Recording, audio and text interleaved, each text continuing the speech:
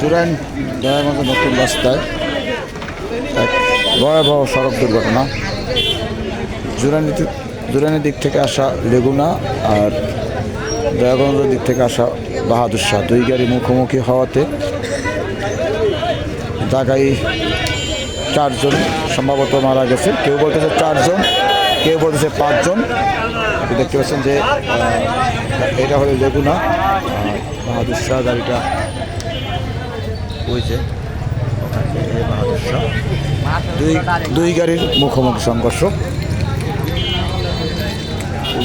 Police আসছে।